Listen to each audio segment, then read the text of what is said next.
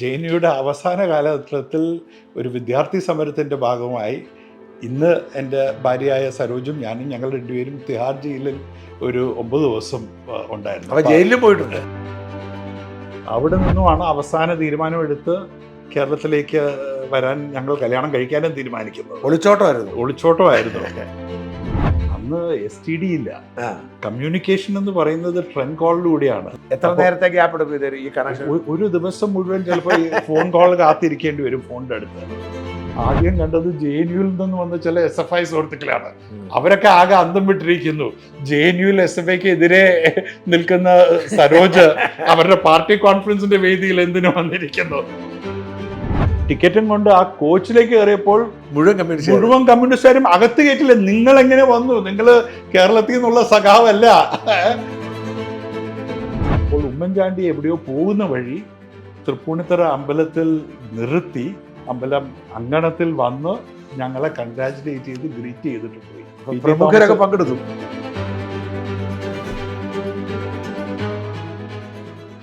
നമസ്കാരം, shoot at സൈറ്റിലേക്ക് സ്വാഗതം. ഒട്ടേറെ ജീവിതാനുഭവങ്ങളുള്ള ഒരു റിട്ടയേർഡ് സിവിൽ സർവൻ്റാണ് നമ്മുടെ ഇന്നത്തെ അതിഥി. മറ്റാരുമല്ല, വേണു രാജാമണി. നമസ്കാരം. അങ്ങയെക്കുറിച്ച് കേരള ജനതയ്ക്ക് ഒരുപാട് കാര്യങ്ങൾ അറിയാം, പക്ഷേ ഒരുപാട് കാര്യങ്ങൾ അറിയത്തുമില്ല. അപ്പോൾ അങ്ങൊരു സിവിൽ സർവീസ് ഓഫീസറായിരുന്നു, ഫോറിൻ സർവീസിലായിരുന്നു. അതിനേക്കാൾ മുമ്പ് അങ്ങേക്ക് ഒരു രാഷ്ട്രീയ പശ്ചാത്തലം ഉണ്ടായിരുന്നു, ഒരു ചെറിയ രാഷ്ട്രീയ പശ്ചാത്തലം ഉണ്ടായിരുന്നു. പിന്നെ അങ്ങയുടെ അറിവും അതെല്ലാം ജനങ്ങൾക്ക് അറിയാൻ ആഗ്രഹമുള്ളതുകൊണ്ടാണ് ഞാൻ പ്രത്യേകിച്ച് പിണറായിയുടെ കാലത്ത് കുറച്ച് അസോസിയേറ്റ് ചെയ്തിരുന്നു. ഇത്തരം കാര്യങ്ങളൊക്കെ അറിയാനുള്ള ആഗ്രഹമുണ്ട്. അങ്ങയുടെ സമയപരിധി അറിയാൻ എനിക്ക് എങ്കിൽ പോലും ചോദിക്കാം. ഒന്ന്, ഞാൻ ഈ തിരുവനന്തപുരംകാരനാണോ കൊച്ചിക്കാരനാണോ ബേസിക്കലി? ഇത് പലപ്പോഴും ശശി തരൂർ എന്നോട് ചോദിക്കുന്ന ഒരു ചോദ്യമാണ്. ഞാൻ ജനിച്ചത് തിരുവനന്തപുരത്താണ്. ആദ്യ സ്കൂളിംഗ് തിരുവനന്തപുരത്തെ ഹോളി ഏഞ്ചൽസ് കോൺവെന്റ്. പെൺകുട്ടികളുടെ സ്കൂളല്ലേ അത്? 4ാം ക്ലാസ് വരെ ബോയ്സ് അന്നുണ്ടായിരുന്നു. ഇന്നത്തെ സാഹചര്യം എന്താണെന്നറിയില്ല. അന്നൊക്കെ 4ാം ക്ലാസ് വരെ ബോയ്സ് ഉണ്ടായിരുന്നു. അതിനുശേഷം സെൻറ്റ് ജോസഫ്സ് സ്കൂളിൽ, തൊട്ടടുത്തുള്ള സെൻറ്റ് ജോസഫ് സ്കൂളിൽ ആണ് പഠിച്ചത്. ഞാൻ 8ാം ക്ലാസ്സിലായപ്പോൾ അച്ഛൻ അഭിഭാഷകനായിരുന്നു. അച്ഛൻ്റെ പ്രാക്ടീസ് തിരുവനന്തപുരത്ത് നിന്ന് മെയിനായിട്ട് എറണാകുളത്തേക്ക് ഹൈക്കോർട്ടിലേക്ക് ഷിഫ്റ്റ് ചെയ്തു. അപ്പോൾ 8ാം ക്ലാസ് തൊട്ട് ഞാൻ എറണാകുളത്തേക്ക് ഷിഫ്റ്റ് ചെയ്യും. അവിടെ സ്കൂളിംഗ് കംപ്ലീറ്റ് ചെയ്ത് പിന്നെ 5 വർഷം മഹാരാജാസ് കോളേജും 3 വർഷം ലോ കോളേജ്. ഇവിടെ തിരുവനന്തപുരത്ത് ആണ് ജനിച്ചത് ശരിക്കും? ഫാമിലി തിരുവനന്തപുരമാണ്. അച്ഛൻ്റെ ഫാമിലി ഇവിടെയാണോ? അച്ഛൻ്റെ ഫാമിലി മാവേലിക്കരയാണ്. പക്ഷെ അച്ഛൻ മാവേലിക്കരയിൽ നിന്നും പഠിക്കാനായി തിരുവനന്തപുരം യൂണിവേഴ്സിറ്റി കോളേജിൽ വന്നു, ലോ കോളേജിൽ പഠിച്ചു. എൻ്റെ അപ്പൂപ്പൻ, അതായത് അമ്മയുടെ അച്ഛൻ, തിരുവനന്തപുരത്തെ അറിയപ്പെടുന്ന അഭിഭാഷകനായിരുന്നു. അദ്ദേഹം തിരുക്കൊച്ചി നിയമസഭയിൽ അൺകണ്ടസ്റ്റഡ് ആയിട്ട് MLC ആയിരുന്നു. തിരുവനന്തപുരം നമ്പർ 1 ഇന്ന് നമ്മുടെ MLAs ഹോസ്റ്റലൊക്കെ ഇരിക്കുന്ന കോൺസ്റ്റിറ്റ്യുവൻസിയിൽ നിന്നും. അപ്പോൾ ഞങ്ങളുടെ റൂട്ട്സ് തിരുവനന്തപുരത്ത് ഒരുപാടുണ്ട്. പിന്നെ അച്ഛനും അമ്മയും രണ്ടുപേരും സോഷ്യലി ഇവിടെ റോട്ടറി ക്ലബിലും മിനർവീൽ ക്ലബിലും എല്ലാം ഹോം ഗാർഡ്സിലും എല്ലാം വളരെ ആക്റ്റീവായിരുന്നു. അതുകൊണ്ട് തിരുവനന്തപുരത്ത് ഇന്നും ഒരുപാട് വളരെ അടുത്ത സൗഹൃദ ബന്ധങ്ങളുണ്ട്. അടുത്ത കുടുംബക്കാർ കുറവാണ്, അമ്മയുടെ ഒരു അനിയത്തി മാത്രമേ ഉള്ളൂ. പക്ഷേ സൗഹൃദ ബന്ധങ്ങൾ ഒരുപാടുണ്ട്. അങ്ങനെ കൊച്ചിയിലേക്ക് മാറി? അതെ, കൊച്ചി മാറി. കൊച്ചി പിന്നെ അവിടെ സ്കൂൾ വിദ്യാഭ്യാസം അവിടെ തുടർന്നു? ഇല്ല, സ്കൂൾ വിദ്യാഭ്യാസം SSLC കൊച്ചിയിൽ പൂർത്തീകരിച്ചു, കളമശ്ശേരിയിലുള്ള സെൻറ്റ് ജോസഫ്സിൽ. അത് കഴിഞ്ഞ് നേരെ എറണാകുളം മഹാരാജാസ് കോളേജിൽ ജോയിൻ ചെയ്ത് പ്രീ ഡിഗ്രിയും പഠിച്ചു. അതെ, പ്രീ ഡിഗ്രിയും ഡിഗ്രിയും പഠിച്ചു. അതിനുശേഷം ഡൽഹി പോയാണ്. അതിനുശേഷം ജവഹർലാൽ നെഹ്റു യൂണിവേഴ്സിറ്റിയിൽ MA ഇന്റർനാഷണൽ സ്റ്റഡീസ് പഠിച്ചു. അതിനുശേഷം വീണ്ടും തിരിച്ചു വന്ന് എറണാകുളം ലോ കോളേജിൽ ജോയിൻ ചെയ്തു. എറണാകുളം ലോ കോളേജിൽ ജോയിൻ ചെയ്തപ്പോൾ ഇന്ത്യൻ എക്സ്പ്രസ്സിൽ എറണാകുളത്തെ സ്റ്റാഫ് കറസ്പോണ്ടൻ്റായി ജോയിൻ ചെയ്യാനുള്ള സാഹചര്യം ഉണ്ടായി. ഇതിലെല്ലാം പിന്നിൽ പല കഥകളുണ്ട്. നമുക്കതിലേക്ക് ഓരോന്നായി കടക്കാം. അപ്പോൾ എൻ്റെ ചോദ്യം, ഈ ഡിഗ്രി കഴിഞ്ഞ് തിരുവനന്തപുരത്ത് JNUവിനെയും കഴിഞ്ഞിട്ടാണ് ഇന്ത്യൻ എക്സ്പ്രസ് വരുന്നത്? കറക്റ്റ്. JNUവിലെ പഠനം കഴിഞ്ഞ് തിരിച്ചു വന്നു. ഞാൻ JNU പഠനത്തിൻ്റെ അവസാന ഘട്ടത്തിൽ JNUവിൽ വലിയൊരു സമരം ഉണ്ടായി. അപ്പോൾ അതിനുശേഷം JNUയുടെ അഡ്മിഷൻസ് ഒരു വർഷത്തേക്ക് ക്യാൻസൽ ചെയ്തു. അപ്പോൾ എൻ്റെ MA പൂർത്തീകരിച്ചിട്ട് ഞാൻ MPhilന് കണ്ടിന്യൂ ചെയ്യണം എന്നുണ്ടെങ്കിലും അത് ചെയ്യാൻ പറ്റാത്തൊരു സാഹചര്യമായിരുന്നു. പിന്നെ നിയമം പഠിക്കണം എന്നുള്ളൊരു ആഗ്രഹം എനിക്കും ഉണ്ടായിരുന്നു, അച്ഛനും ഉണ്ടായിരുന്നു. അതുകൊണ്ട് തിരിച്ച് എറണാകുളത്ത് വന്ന് ലോയ്ക്ക് പഠിച്ചു. പക്ഷെ അപ്പോഴത്തേക്കും വിവാഹം കഴിക്കണം എന്നുള്ള ഒരു നിർബന്ധം ഉണ്ടായിരുന്നു. അച്ഛൻ ഒരു തൊഴിലില്ലാതെ എങ്ങനെ വിവാഹം കഴിക്കുമെന്ന് എന്നോട് ചോദിച്ചു. അപ്പോൾ പല ജോലി അന്വേഷിക്കുന്നതിൻ്റെ ഭാഗമായി ഇന്ത്യൻ എക്സ്പ്രസ്സിൽ ഒരവസരം ലഭിച്ചു. അപ്പോൾ LLBക്ക് ചേർന്നതിന് ശേഷമാണോ ഇന്ത്യൻ എക്സ്പ്രസ് കയറിയത്? LLBക്ക് ചേർന്ന ശേഷം ഇന്ത്യൻ എക്സ്പ്രസ്സിൽ കയറി, എന്നിട്ട് LLB ഈവനിങ് ക്ലാസ്സിലേക്ക് ഷിഫ്റ്റ് ചെയ്തു. അങ്ങനെ മാറ്റി തന്നു. അപ്പോൾ അന്ന് പോസിബിൾ ആയിരുന്നു? അന്ന് പോസിബിൾ ആയിരുന്നു. അത് ഷിഫ്റ്റ് ചെയ്തിട്ട് ലോ കോളേജിൽ പഠിക്കുകയും ഈവനിങ് ക്ലാസ്സിൽ പഠിക്കുകയും ഇന്ത്യൻ എക്സ്പ്രസ്സിൽ വർക്ക് ചെയ്യുകയും ചെയ്യുന്ന സമയത്താണ് സിവിൽ സർവീസസ് പരീക്ഷ എഴുതി ഫോറിൻ സർവീസിലേക്ക്. അപ്പോൾ LLB പൂർത്തിയായിട്ടാണോ? ലാസ്റ്റ് ഇയറിലാണ് കിട്ടുന്നത്? Almost same time. ഞാൻ സർവീസിൽ സെലക്ട് ആയി കഴിഞ്ഞിട്ടാണ് അവസാനത്തെ പേപ്പേഴ്സ് ഒക്കെ എഴുതി തീർത്തത്. അപ്പോഴത്തേക്കും റിസൾട്ട് വന്നു, അതും പൂർത്തിയാക്കാൻ പറ്റിയത്? അത് പൂർത്തിയാക്കാൻ സാധിച്ചു. വിവാഹം അതിൻ്റെ ഇടയിൽ നടന്നോ? അതിൻ്റെ ഇടയിൽ വിവാഹവും നടന്നു. ഇന്ത്യൻ എക്സ്പ്രസ് എത്ര വർഷം വർക്ക് ചെയ്തു? ഇന്ത്യൻ എക്സ്പ്രസ്സിൽ 2.5 വർഷം. റിപ്പോർട്ടറായിരുന്നോ? Staff correspondent. എറണാകുളം ബ്യൂറോയിലെ സ്റ്റാഫ് കറസ്പോണ്ടന്റ് ആയിട്ടാണ്. ട്രെയിനി ആയിട്ടൊന്നും കറണ്ട് വന്നില്ല? അല്ല, ആദ്യമായിട്ട് അപ്രന്റീസ് റിപ്പോർട്ടറായിട്ട് ജോയിൻ ചെയ്തു. ഡെസ്കിൽ തുടങ്ങി, എന്നിട്ട് ബ്യൂറോയിലേക്ക് അസൈൻ ചെയ്തു. 1 വർഷത്തിനുള്ളിൽ കൺഫേം ചെയ്ത് സ്റ്റാഫ് കറസ്പോണ്ടന്റ് ആയി. ഒരു ഊഹ ചോദ്യം, സിവിൽ സർവീസ് കിട്ടിയില്ലായിരുന്നെങ്കിൽ വക്കീലായി പോകുമായിരുന്നോ അതോ പത്രത്തിൽ തുടരുമായിരുന്നോ? നല്ല ചോദ്യമാണ്. വക്കീലും രാഷ്ട്രീയവും എല്ലാം കുറച്ച് മനസ്സിൽ ആ ചെറുപ്പകാലം തൊട്ടേ. മഹാരാജാസ് കോളേജിലെ എൻ്റെ 5 വർഷം ഞാൻ വളരെ ആക്റ്റീവായിരുന്നു. അത് വിദ്യാർത്ഥി രാഷ്ട്രീയത്തിലായിരുന്നാലും NCCയിലായിരുന്നാലും NSSലായിരുന്നാലും എല്ലാം. മഹാരാജാസ് കോളേജിൻ്റെ അവസാന വർഷം Maharajas college union students union ചെയർമാനായി ജയിച്ചു. ആണ് KSUവിൻ്റെ ചെയർമാനായി ജയിച്ചു. അത് കഴിഞ്ഞ് ഡൽഹിയിൽ ചെന്ന് ജവഹർലാൽ നെഹ്റു യൂണിവേഴ്സിറ്റിയിലും ആദ്യ വർഷത്തിൽ തന്നെ അവിടെ ഫ്രീ തിങ്കേഴ്സ് എന്ന് പറഞ്ഞൊരു സംഘടനയായിരുന്നു. അന്ന് അവിടെ NSUI ഇല്ല, ABVPയും ഇല്ല. ലെഫ്റ്റും ഫ്രീ തിങ്കേഴ്സും ആയിരുന്നു മെയിൻ 2 പാർട്ടി. NSUI ഇല്ല അന്ന്. അപ്പോൾ ഫ്രീ തിങ്കേഴ്സിൻ്റെ ഒരു കാൻഡിഡേറ്റ് ആയിട്ട് ഞാൻ യൂണിവേഴ്സിറ്റി യൂണിയൻ്റെ വൈസ് പ്രസിഡൻ്റായിട്ട് വീണ്ടും ഇലക്ഷൻ ജയിച്ചു. JNUയുടെ അവസാന കാലഘട്ടത്തിൽ ഒരു വിദ്യാർത്ഥി സമരത്തിൻ്റെ ഭാഗമായി ഇന്ന് എൻ്റെ ഭാര്യയായ സരോജും ഞാനും ഞങ്ങൾ 2 പേരും തിഹാർ ജയിലിൽ ഒരു 9 ദിവസം ഉണ്ടായിരുന്നു. ജയിലിൽ പോയിട്ടുണ്ട്. മറ്റുള്ള പല പ്രധാനപ്പെട്ട രാഷ്ട്രീയ നേതാക്കന്മാരെക്കാൾ കൂടുതൽ സമയം, അതും തിഹാർ ജയിലിൽ. എന്തായാലും അപ്പോൾ ആ ഒരു പശ്ചാത്തലമെല്ലാം വെച്ച് നിയമവും രാഷ്ട്രീയവും ഒരു ഓപ്ഷനായിരുന്നു. പക്ഷേ വളരെ അപ്രതീക്ഷിതമായി ഇങ്ങനെ പെട്ടെന്നൊരു ജോലി കണ്ടുപിടിക്കണം എന്നൊരു അന്വേഷണത്തിലാണ് ഞാൻ ഇന്ത്യൻ എക്സ്പ്രസ്സിൽ ചെന്ന് ചേർന്നത്. ഇന്ത്യൻ എക്സ്പ്രസ്സിൽ ചേർന്ന ശേഷം ആ പത്രപ്രവർത്തകനായിട്ടുള്ളൊരു ജീവിതം ഞാൻ ഓരോ നിമിഷവും പരിപൂർണമായിട്ട് എൻജോയ് ചെയ്തു. വളരെ ചാലഞ്ചിങ് ആണെന്ന് എനിക്ക് തോന്നി. അതിൽ ഒരുപാട് കോൺട്രിബ്യൂട്ട് ചെയ്യാൻ സാധിച്ചു എന്നുള്ളൊരു വിശ്വാസവും എനിക്ക് അന്നുണ്ടായിരുന്നു. അപ്പോൾ ഈ 2.5 വർഷത്തെ ഇന്ത്യൻ എക്സ്പ്രസ് ജീവിതം വളരെ എക്സൈറ്റിംഗ് ആയിരുന്നു. അപ്പോൾ അതുകൊണ്ട് പത്രപ്രവർത്തകനായി തുടർന്നിരിക്കുമോ അല്ലെങ്കിൽ നിയമത്തിലേക്കും രാഷ്ട്രീയത്തിലേക്കൊക്കെ പോയിരിക്കുമോ എന്ന് ഇപ്പോൾ പറയാൻ ബുദ്ധിമുട്ടാണ്. പക്ഷെ അതെല്ലാം ഓപ്ഷൻസ് ആയിരുന്നു. ഡൽഹിയിലെ ഒരു കാര്യം കൂടി ചോദിച്ചിട്ട്, ഈ ഡൽഹിയിലെ ജയിലിലൊക്കെ പോയ അത് പിന്നെ ആ കേസ് അപ്പം തീർന്നോ? വൈകാതെ തന്നെ തീർന്നു ആ കേസ്? വൈകാതെ തന്നെ തീർന്നു. ഈ ആ ഒരു വലിയൊരു JNU അന്നേ വരെ കണ്ടിട്ടില്ലാത്ത വലിയൊരു വിദ്യാർത്ഥി സമരമായിരുന്നു. അതിനുശേഷം ആദ്യമായിട്ടാണ് യൂണിവേഴ്സിറ്റി അതോറിറ്റീസ് യൂണിവേഴ്സിറ്റി കംപ്ലീറ്റ് ആയിട്ട് അടച്ചുപൂട്ടി സ്റ്റുഡൻസിനെതിരെ കേസ് ഫയൽ ചെയ്ത് മനഃപൂർവ്വം ഇവർ ജയിലിൽ തന്നെ ഇരിക്കട്ടെ, ക്യാമ്പസ് മുഴുവൻ ക്ലിയർ ചെയ്തിട്ട് അവർ വിടാവുമെന്നൊക്കെ തീരുമാനിച്ചു. അപ്പോൾ ഒരുപാട് പേര് സിവിൽ സർവീസസ് പരീക്ഷയ്ക്ക് പഠിച്ചുകൊണ്ടിരിക്കുന്ന ഒരു സമയമായിരുന്നു. അന്ന് തിഹാർ ജയിലിൽ എൻ്റെ കൂടെ ഉണ്ടായിരുന്ന ഒരുപാട് പേര് അതിനുശേഷം IASലും IPSലും എല്ലാം ചേർന്നിട്ടുണ്ട്. അവർക്കെല്ലാം തടസ്സമായില്ലേ? തുടക്കത്തിൽ ചില ബുദ്ധിമുട്ടുകളൊക്കെ ഉണ്ടായിരുന്നെങ്കിലും ആർക്കും അതൊരു സീരിയസ് ആയിട്ടുള്ള ഒരു തടസ്സമായിട്ടില്ല. അതെ അതെ അതെ. എൻ്റെ കേസിൽ തന്നെ ഈ ഒരു പശ്ചാത്തലമൊക്കെ ഉണ്ടായിരുന്നത് കൊണ്ട് IBയുടെ റിപ്പോർട്ട് കേന്ദ്ര ഗവൺമെൻറ് ചെന്നപ്പോൾ ഇങ്ങനെയൊക്കെയാണ് ബാക്ക്ഗ്രൗണ്ട്. ബാക്കിയുള്ളവരൊക്കെ IAS ആൻഡ് IPSൽ ചേർന്നിട്ടുണ്ട്. എന്നാൽ ഫോറിൻ സർവീസ് ആയതുകൊണ്ട് ഒന്നുകൂടി ഗവൺമെൻറ്റിൻ്റെ അപ്രൂവൽ വേണമെന്ന് പറഞ്ഞ് അത് അന്ന് DOPT മിനിസ്റ്ററായിരുന്ന ചിദംബരത്തിന് വരെ ചെന്ന് ചിദംബരം അപ്രൂവ് ചെയ്താണ് അത് ക്ലിയർ ചെയ്തത്. ഒരു പക്ഷേ ഒരു 2-3 ആഴ്ചത്തെ ഡിലേ അല്ലാതെ കാര്യമായിട്ടൊന്നും സംഭവിച്ചില്ല. അപ്പം സിവിൽ സർവീസിനൊന്നും കേസൊന്നും പ്രശ്നമല്ലായിരുന്നു? ഇല്ല.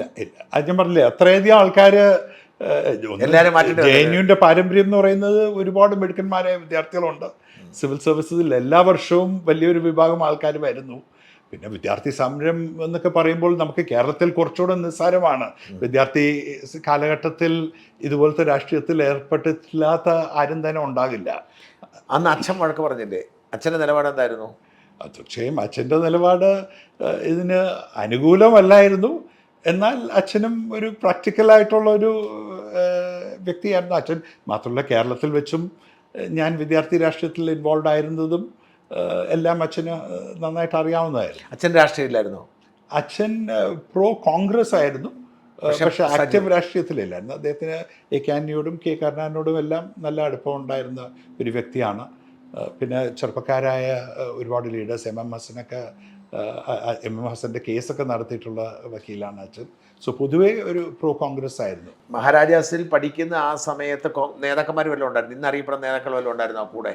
പി ടി തോമസ് ഇന്ന് നമ്മളോടൊപ്പം ഇല്ല, എന്നാൽ എൻ്റെ സഹപാഠിയായി ഉണ്ടായിരുന്നത് പി ടി തോമസ് ആയിരുന്നു.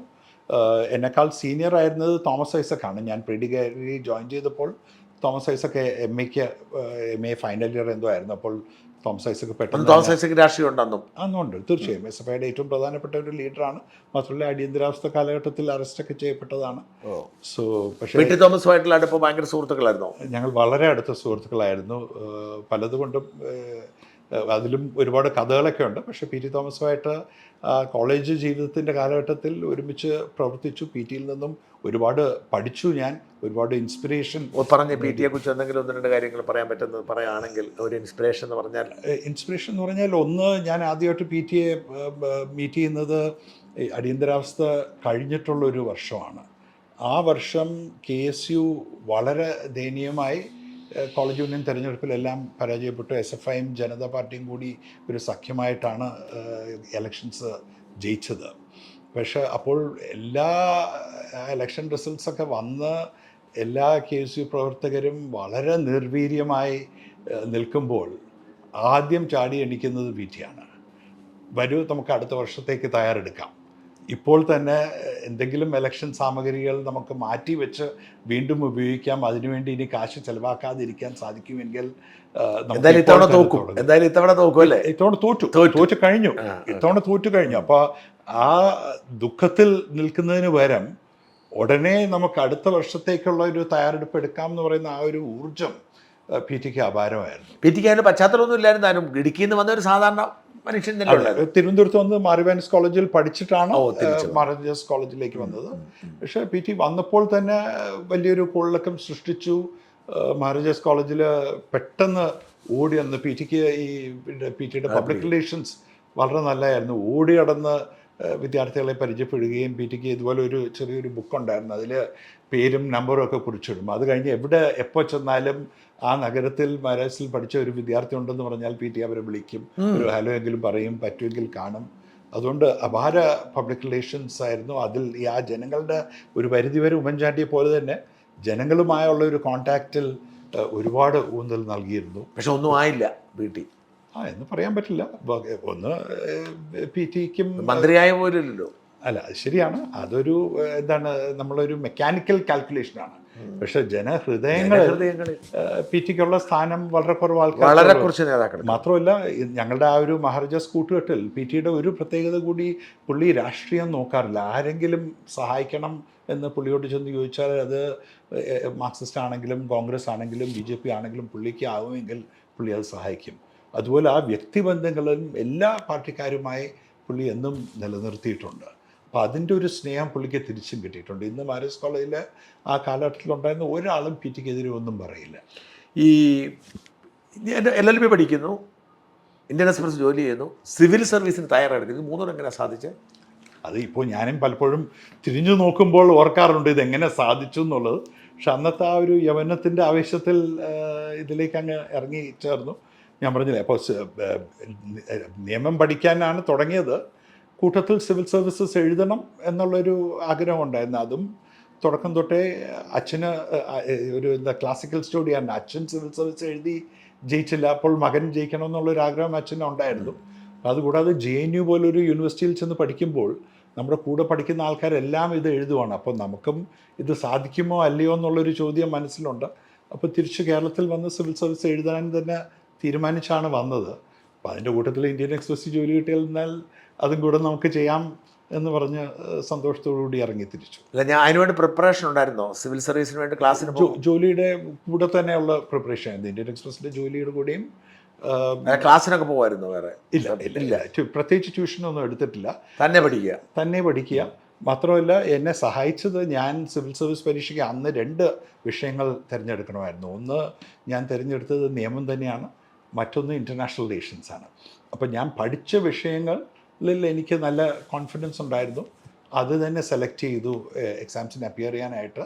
അതുകൂടാതെ ഈ 2 സബ്ജക്ട്സിലും ഓവർലാപ്പ് ചെയ്യുന്ന ഏരിയാസ് ഉണ്ട്. ഒരു ഉദാഹരണത്തിന് കോൺസ്റ്റിറ്റ്യൂഷണൽ ലോ നിയമത്തിലുമുണ്ട്, പൊളിറ്റിക്കൽ സയൻസ് ഇൻ്റർനാഷണൽ റിലേഷൻസിലും ഉണ്ട്. ഇൻ്റർനാഷണൽ ലോ നിയമത്തിലും ഉണ്ട്, പൊളിറ്റിക്കൽ സയൻസ് ഇൻ്റർനാഷണൽ ഉണ്ട്. അപ്പോൾ ചില ഏരിയാസ് ഓവർലാപ്പിംഗ് ആയിരുന്നു എന്നുള്ളതും എന്നെ സഹായിച്ചു. ഈ ഇൻ്റർനാഷണൽ റിലേഷൻസ് ഒരു സബ്ജക്റ്റായി തിരഞ്ഞെടുക്കാൻ കാര്യം എന്താണ്?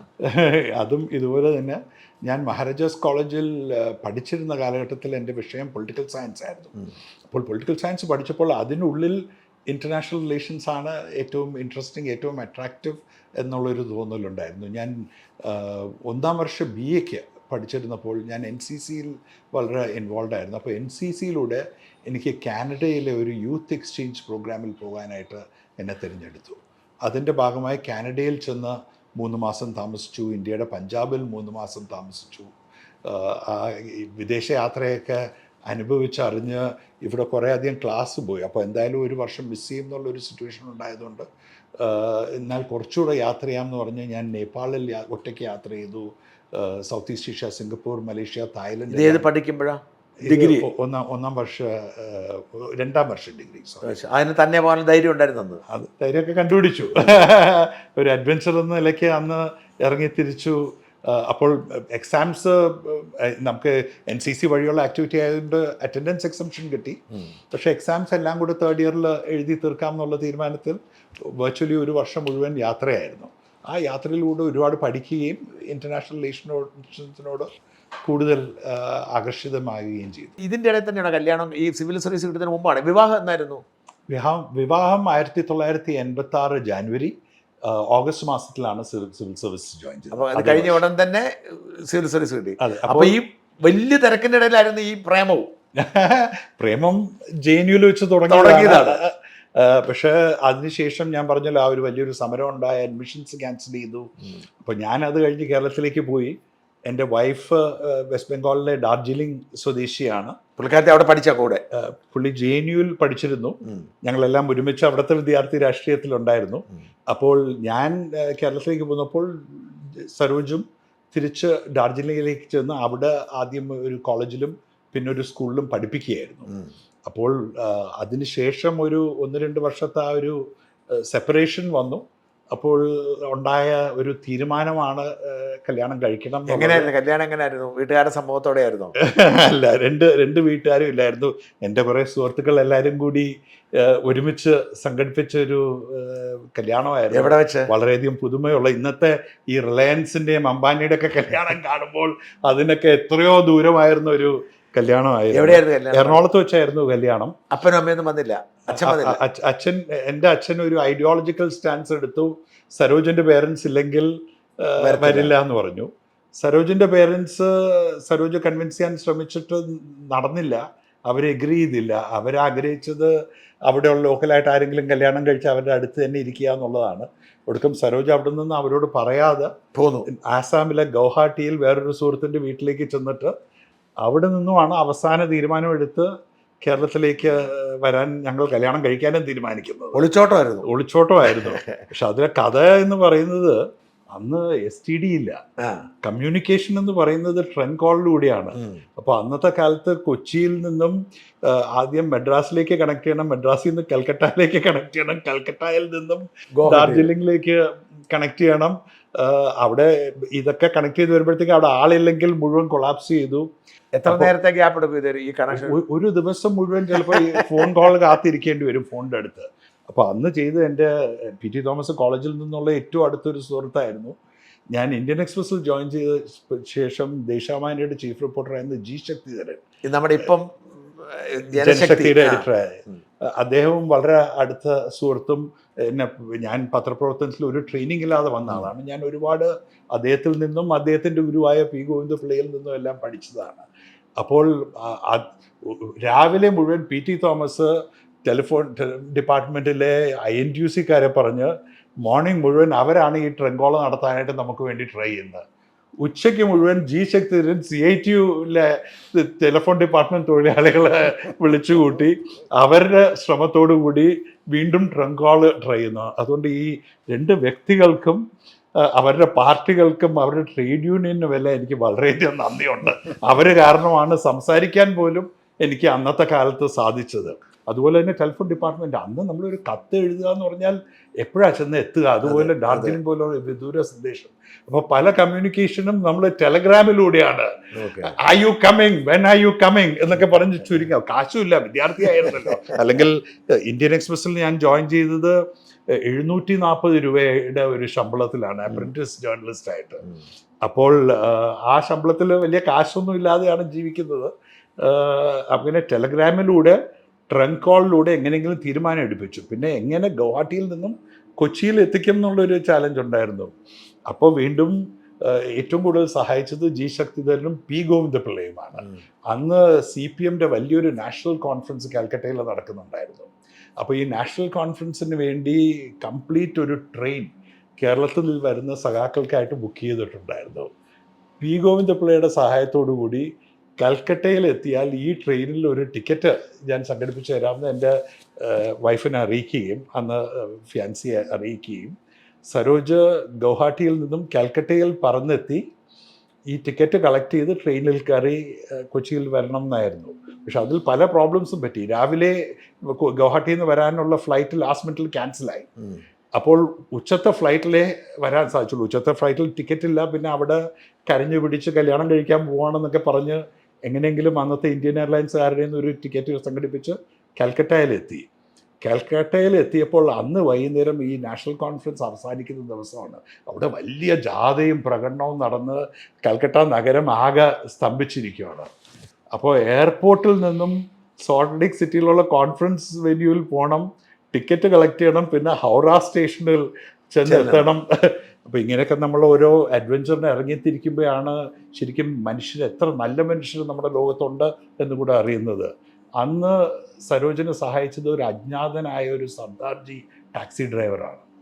പുള്ളി കഥയൊക്കെ കേട്ട് വരൂ, കാറിൽ ഇരിക്കൂ, ഞാൻ എത്തിച്ചു തരാമെന്ന് പറഞ്ഞ് പോലീസുകാർ എന്തെങ്കിലും ബാരിക്കേഡൊക്കെ വെച്ച് ഇതുവഴി പോകാൻ പറ്റില്ല, അപ്പുറത്തേക്ക് പോകണമെന്ന് പറയുമ്പോൾ അവരോട് ഞാനൊരു ചായ കുടിക്കാൻ പോവാണെന്നൊക്കെ കള്ളം പറഞ്ഞ് വൈഫിനോട് ഒളിച്ചിരിക്കാൻ പറയും ബാക്ക് സീറ്റിൽ.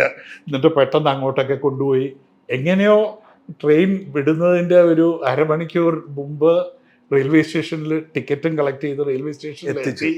അതും സോൾട്ട് ലേക്ക് സിറ്റിയിൽ ചെന്ന് സരോജ് കയറിയപ്പോൾ ആദ്യം കണ്ടത് JNUവിൽ നിന്ന് വന്ന ചില SFI സുഹൃത്തുക്കളാണ്. അവരൊക്കെ ആകെ അന്തം വിട്ടിരിക്കുന്നു. JNUവിൽ SFIക്ക് എതിരെ നിൽക്കുന്ന സരോജ് അവരുടെ പാർട്ടി കോൺഫറൻസിന്റെ വേദിയിൽ എന്തിനു വന്നിരിക്കുന്നു? അവിടെയാണെങ്കിൽ ഒരു board, Saroj Thapa please approach so and so counter. അതിനുശേഷം റെയിൽവേ സ്റ്റേഷനിൽ എത്തിയപ്പോൾ ടിക്കറ്റും കൊണ്ട് ആ കോച്ചിലേക്ക് കയറിയപ്പോൾ മുഴുവൻ കമ്മ്യൂണിസ്റ്റുകാരും അകത്ത് കയറ്റില്ല. നിങ്ങൾ എങ്ങനെ വന്നു? നിങ്ങൾ കേരളത്തിൽ നിന്നുള്ള സഖാവല്ല, ഇത് നിങ്ങളെന്തോ അനധികൃതമായി ടിക്കറ്റ് ബ്ലാക്കിൽ മേടിച്ച് ഈ കോച്ചിൽ കയറാൻ തയ്യാറായെന്ന് പറഞ്ഞാൽ അകത്ത് കയറ്റില്ലായിരുന്നു. പിന്നെ ഒരുപാട് തർക്കിച്ച് പറഞ്ഞ് മനസ്സിലാക്കി എങ്ങനെയോ ട്രെയിനിൽ കയറി. എന്നിട്ട് ഇവിടെ വന്നപ്പോൾ അപ്പം ഇവിടെ വരുന്നവരൊരു കൺഫർമേഷനിലായിരുന്നു. നമുക്ക് കല്യാണം, എനിക്ക് ഒരു 2 നിർബന്ധമുണ്ടായിരുന്നു. എനിക്ക് ഈ വലിയ കല്യാണങ്ങളോട് ചെറുപ്പം തൊട്ടേ വലിയ എതിർപ്പായിരുന്നു. ഒരു കൺവെൻഷണൽ മാരേജ് ആകരുത് എന്നുള്ളൊരു ആഗ്രഹം ഉണ്ടായിരുന്നു. അപ്പോൾ പക്ഷേ രജിസ്റ്റർ മാരേജ് വേണം ഉള്ളത് നിർബന്ധമായിരുന്നു. അതും സ്പെഷ്യൽ മാരേജസ് ആക്ട് പ്രകാരം, ഹിന്ദു ആക്ട് അല്ല, സ്പെഷ്യൽ മാരേജസ് ആക്ട്, ഒരു സെക്കുലറായ ആക്ടിന് കീഴിൽ. പക്ഷെ ഒരു സർക്കാർ ഓഫീസിൽ കല്യാണം കഴിക്കുക എന്ന് പറയുന്നതും മനസ്സിന് സുഖം നൽകുന്ന ഒരു കാര്യമല്ല. വിശ്വാസിയായിരുന്നു, വലിയ വിശ്വാസിയല്ല, എന്നാൽ വിശ്വാസിയായിരുന്നു, അല്ല, അമ്പലത്തിൽ പോകുന്ന ആളായിരുന്നു. അതൊരു അമ്പലം ഒരു സോഷ്യൽ ഇൻസ്റ്റിറ്റ്യൂഷൻ കൂടിയാണ് എന്ന നിലയ്ക്ക് ഞാൻ പോവുകയായിരുന്നു. വിശ്വാസത്തിനെതിരല്ലായിരുന്നു. അപ്പോൾ അന്ന് ഈ എറണാകുളം മഹാരാജാസ് കോളേജും ജേർണലിസ്റ്റിനൊക്കെ പശ്ചാത്തലം ഉള്ളപ്പോൾ എറണാകുളത്ത് അമ്പലമായിരുന്നു ലോജിക്കൽ ചോയ്സ്. അവിടെ ചെന്ന് നമ്മൾ ഒരു അമ്പലത്തിൽ കല്യാണം കഴിക്കുന്നതിൻ്റെ ഒരു ബ്യൂട്ടി ഉണ്ട്. അത് വേണമെന്ന് പറഞ്ഞ് അമ്പലത്തിൽ പോയാൽ ആരെങ്കിലും തോളി തട്ടാ നീ എങ്ങോട്ട് പോകുന്നു, ഇത് ആരാണ് എന്നൊക്കെ ഉള്ള ചോദ്യങ്ങൾ വരും. നമ്മൾ വലിയ അറിയിപ്പോടുകൂടിയും ആർഭാടത്തോടു കൂടിയും നടത്തുന്ന ഒരു കല്യാണമല്ല. അപ്പോൾ അത് അവോയ്ഡ് ചെയ്യാനായിട്ട് അവസാനം തൃപ്പൂണിത്തുറ അമ്പലത്തിനടുത്ത് എൻ്റെ ഒരു അടുത്ത സുഹൃത്തുണ്ടായിരുന്നു. ഞാൻ പുള്ളിയോട് പറഞ്ഞു, നീ പോയി ഒന്ന് അമ്പലത്തിൽ ചോദിക്കുക, നമ്മൾ അവിടെ എത്തിയാൽ കല്യാണം കഴിക്കാൻ സാധിക്കുമോ. മാത്രമല്ല, ഞാൻ അന്ന് മനസ്സിലാക്കിയെടുത്തോളം ഏറ്റവും സിമ്പിളായിട്ടുള്ള ഒരു വിവാഹ സെറിമണി എന്ന് പറയുന്നത് നായർ വെഡിങ് സെറിമണിയാണ്. അപ്പോൾ ഞാൻ തമിഴ് ബ്രാഹ്മണ സമൂഹത്തിലെ ഒരു അംഗമാണ്. തമിഴ് ബ്രാഹ്മണ കല്യാണങ്ങൾ എന്നൊക്കെ പറഞ്ഞാൽ വളരെ 2-3 ദിവസം നീണ്ടു നിൽക്കുന്നതാണ്. അപ്പോൾ ഞാൻ മനഃപൂർവ്വം ഒരു നായർ സെറിമണി ചൂസ് ചെയ്തു. നമ്മളൊരു പുടവ കൊടുത്താൽ മാരേജ് സാങ്ക്ടിഫൈഡ് ആവുമെന്ന് പറഞ്ഞു. എൻ്റെ സുഹൃത്തി ഒന്ന് അമ്പലത്തിൽ ചെന്ന് ചോദിച്ചു. അവർ പറഞ്ഞു, അമ്പലമല്ലേ, എപ്പോൾ വന്നാലും നല്ല സമയമാണെന്ന് പറഞ്ഞു. ഞങ്ങൾ അപ്പോൾ സുഹൃത്ത് അമ്പലത്തിൽ വെച്ച് അറേഞ്ച് ചെയ്ത് ഒരു നായർ സെറിമണി. എൻ്റെ കൂടെ സ്കൂളിൽ പഠിച്ചിരുന്ന 4-5 പേര്, കോളേജിൽ പഠിച്ചിരുന്ന 4-5 പേര്, JNUവിൽ പഠിച്ചിരുന്ന 4-5 പേര്, പത്രക്കാർ സുഹൃത്തുക്കൾ, ഇത്രയും പേര് നായറാന്ന് കരുതി കാണും. എല്ലാവരും നായറാന്നിരിക്കും കരുതിയത്, അമ്പലംകാർ കരുതി കാണും. അവർ ആരും അതൊന്നും അതിലേക്കൊന്നും കൂടുതൽ കടന്നില്ല. അപ്പോൾ ഈ ഞാൻ എല്ലാവരെയും തലേ ദിവസം വിളിച്ചു പറഞ്ഞു, നാളെ എൻ്റെ കല്യാണമാണ്, നിങ്ങൾക്ക് സൗകര്യം ഉണ്ടെങ്കിൽ വരെ, നിങ്ങൾ വന്നില്ലെങ്കിൽ എനിക്ക് ഒരു വിഷമവും ഉണ്ടാവില്ല, നിങ്ങൾ അറിയിക്കണം. അതുകൊണ്ടാണ് ഞാൻ പറയുന്നത്. നിങ്ങൾക്ക് അവിടെ സദ്യയില്ല, ഞാൻ ഒരു അറേഞ്ച്മെൻറ്റ്സും ചെയ്തിട്ടില്ല, നിങ്ങൾ ഗിഫ്റ്റും മറ്റതും ഒന്നും കൊണ്ടുവരരുത്. കല്യാണത്തിന് കൂട്ടണമെന്നുണ്ടെങ്കിൽ വരിക, അല്ലെങ്കിൽ ഞാൻ അതിനുശേഷം ഈ ജി ശക്തിധരൻ അന്ന് ജേർണലിസ്റ്റ് കോളനിയിൽ ഒരു ഫ്ലാറ്റ് ഉണ്ടായിരുന്നു. പുള്ളി എനിക്ക് വേണ്ടി അത് ഒഴിച്ചു തന്ന് ഞങ്ങൾ കല്യാണം കഴിഞ്ഞ് നേരെ ആ ഫ്ലാറ്റിലേക്ക് ചെന്ന് കല്ലൂരിലെ ജേർണലിസ്റ്റ് കോളനിയിൽ ആണ് താമസിച്ചത്. ജോൺ മുണ്ടക്കയം അന്ന് എൻ്റെ അയൽവാസിയാണ്, മനോരമയുടെ മർക്കോസ് അന്ന് എൻ്റെ അയൽവാസികളായിരുന്നു. അപ്പോൾ അങ്ങനെ കല്ലൂരിലെ ജേർണലിസ്റ്റ് കോളനിയിലാണ് ദാമ്പത്തിക ജീവിതം തുടങ്ങിയത്. അപ്പോൾ ഈ വിവാഹത്തിന് വളരെ സിമ്പിൾ സെറിമണി ആയിരുന്നു. ഒരു 5-10 മിനിറ്റേ ഉണ്ടായിരുന്നുള്ളൂ. ഫോട്ടോഗ്രാഫർ ഒരു സുഹൃത്തിനോട് പറഞ്ഞിരുന്നു, അയാൾ സമയത്തിന് വന്നില്ല. അവസാനം ഹിന്ദുയുടെ കറസ്പോണ്ടൻ്റായ രംഗമണിയാണ് black and white photo camera വെച്ച് ഞങ്ങളുടെ 4-5 മെയിൻ ഫോട്ടോസ് എടുത്തത്. PT തോമസ് ഈ വിവരം ഉമ്മൻചാണ്ടിയെ അറിയിച്ചു. അപ്പോൾ അന്ന് ആ ഒരു മഹാരാജാസ് കോളേജ് കാലഘട്ടത്തിലെല്ലാം ഉമ്മൻചാണ്ടിയെ പല പ്രാവശ്യം കാണുകയും JNUവിൽ പോയത് എല്ലാ കഥകളും ഉമ്മൻചാണ്ടിക്ക് അറിയായിരുന്നു. പത്രപ്രവർത്തകനായിട്ടും ഉമ്മൻചാണ്ടിയെ കാണാൻ അവസരങ്ങളുണ്ടായിരുന്നു.